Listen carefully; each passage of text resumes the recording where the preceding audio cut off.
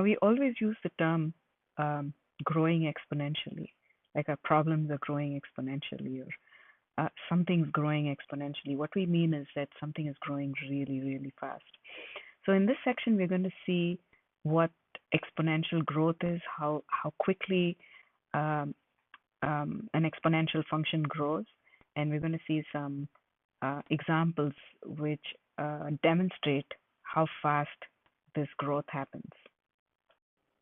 So there is this old story about how happy the king is with the person who discovered this wonderful game of chess, and he wants to reward him with something.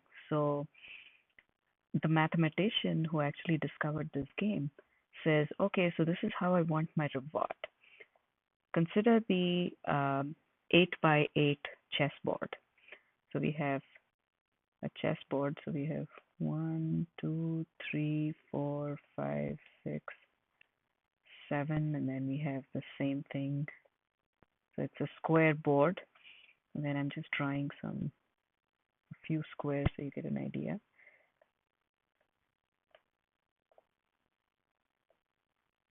And then it goes on and on. So we have 8 columns and 8 rows. So the total number of squares is 64. 8 times 8, 64. So that is what we have, is 64 squares. So what the mathematician says is that this is how I want my reward. I want you to put 1 grain of wheat, and of course some stories say rice, it doesn't really matter. So 1 grain of wheat in the first square.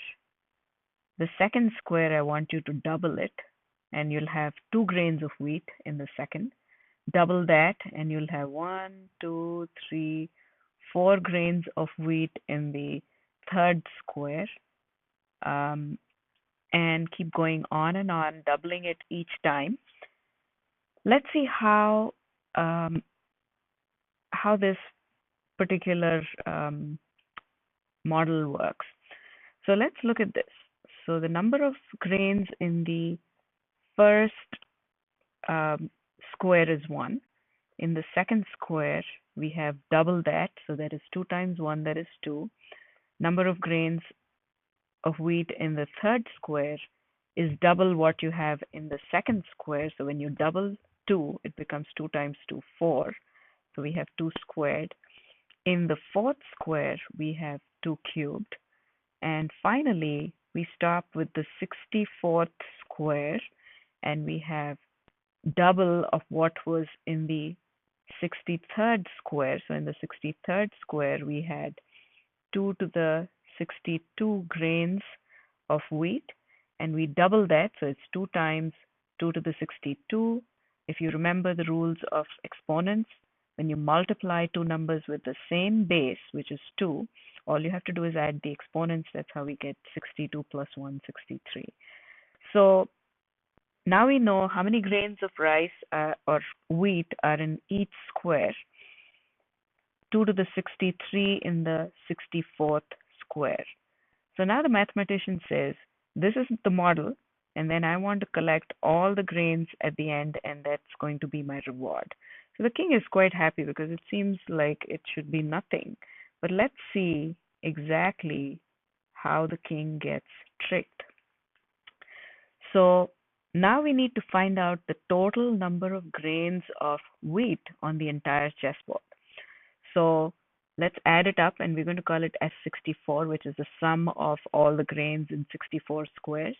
So 2 to the 1 plus 2 squared plus 2 cubed, and then I think we need to start with a grain of rice in the first square. So we have 1 plus 2 plus 2 squared plus 2 cubed plus 2 to the 63. So S64 is exactly this equation. Let's call that equation 1. Now we need to figure out the value S64. So we're going to do a little bit of algebraic manipulation here. So we're going to take S64, the equation, which gives us S64, that is equation 1, and we're going to multiply both sides of the equation with 2. So multiplying both sides of the equation with 2, so we have 2 on the left, and when we multiply, the right-hand side with 2, every single number on the right-hand side has to be multiplied with 2 because of the distributive property. So multiplying every single number with 2, we get 2 plus 2 squared plus 2 cubed plus 2 to the fourth power. So each exponent increases by 1. So 2 to the 63 becomes 2 to the 63 plus 1. So that is 2 to the 64. So this is the sum of all the grains of rice when multiplied by 2. So now, remember, we're trying to solve for S64, which is the sum of the total number of grains of wheat in all 64 squares. So what we'll do is a small algebra trick. So we're going to take equation 2 and subtract equation 1 from it. So that's exactly what we're doing here. So take equation 2, that's exactly what it is, and subtract equation 1. And remember to keep parentheses because the negative gets distributed. So it's pretty obvious here. There's a 2 over here, and there's a negative 2 over here. The 2 get cancelled. There is a positive 2 squared here. There is a negative, when the negative gets distributed, 2 squared here. There's a positive 2 cubed here. There's a negative 2 cubed here. Do you see how the negative sign gets distributed? And every single term in this expression has a negative, and that's how everything in the second parentheses here gets cancelled except 1. So we have 2 to the 64 that remains because nothing cancels with it. The last number that cancels is 2 to the 63. So we have 2 to the 64 with a positive sign minus the 1, which does not get cancelled with anything. And then 2s64 minus s64 is just s64. It's something like saying 2x minus x is equal to x. So instead of x, we have the unknown s64. So s64 is 2 to the 64 minus 1. And when you use your calculator, it's approximately equal to 1.8 times 10 to the 19. Now, even that kind of doesn't give us a sense of how huge this number is. So let's try to figure out how many pounds of wheat this is. So each grain of wheat, if we approximately say it's about 1/7,000th of a pound, let's assume there are 7,000 grains of wheat in a pound of wheat. So each grain is 1/7,000th of a pound. So the total weight of the wheat would be the number of grains times the weight of each grain, and that comes up to 2.57 times 10 to the 15 pounds. So that is a huge number.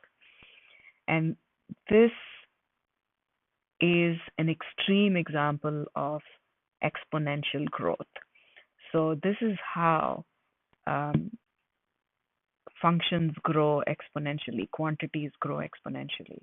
This is an example of it. So that is a huge, huge amount of wheat that the king could never have given or repaid this mathematician with. Now here's another story about a magic penny. So a leprechaun gives you a magic penny, and this is how the model works, the magic works. So we have 1 penny under the pillow on day 0. On the second day, that quantity doubles. So we have 2 times 1, which is equal to 2 pennies on the first day. We double the previous day's quantity of pennies. So on day 2, we have 2 times 2, which is equal to 4 pennies. And on day 3, you take the quantity 4, double it, so 2 times 4 is 8, and that's the number of pennies on day 3. So if we keep going on, and that's what those dots mean, so just keep going on and on. So how do we generalize the number of pennies sitting in the under your pillow? So that would be given by this expression. we have number of pennies on day n equals twice the number of pennies from the previous day, which is 2 to the n minus 1. So if you look at the pattern, 1 you can assume is 2 to the 0. We all know 2 to the 0 is 1. On day 1, you have 2 to the 1 pennies. On day 2, you have 2 squared pennies. On day 3, you have 2 cubed pennies. So the exponent is the same as the days. And therefore, on day n, the pattern tells us that it's 2 to the n pennies. Now, the question says, how high will the stack be? Or rather, how many days would it take the stack to reach the nearest star, which is about 1 light year away? So what I did was I just Googled this. I said, okay, so if you're going to stack pennies, we need to know how thick each penny is. So that way we can measure the height of the stack. So this is what I got from Google. So the thickness of a penny is about 1.5 millimeters. So on day 1, the thickness is 1 times 1.5 millimeters because there's just one penny.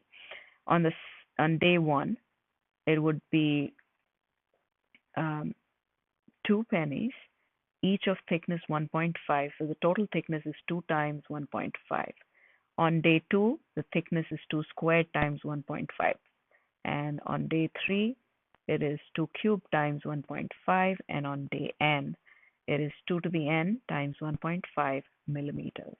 So that gives us the thickness of the penny, the length of the stack by using the thickness of each penny. So after n days, we know it's going to be 2 to the n times 1.5 millimeters. Now again, I Googled this.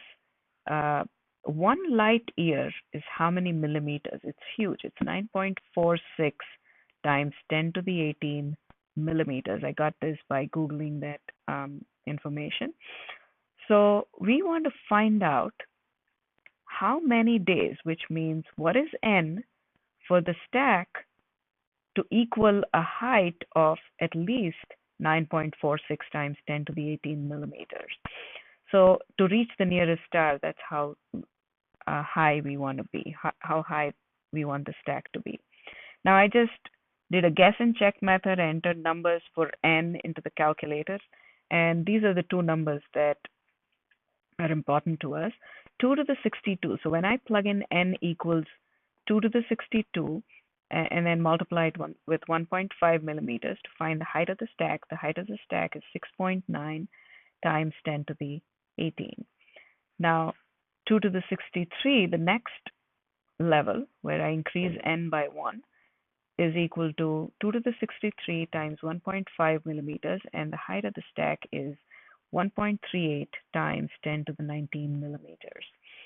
So on the 62nd day, the stack is not high enough to be 1 light year tall. So on the 63rd day is when the stack becomes taller than 1 light year, which is equal to 9.46 times 10 to the 18 millimeters.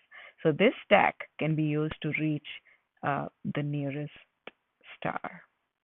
And that would happen on the 63rd day.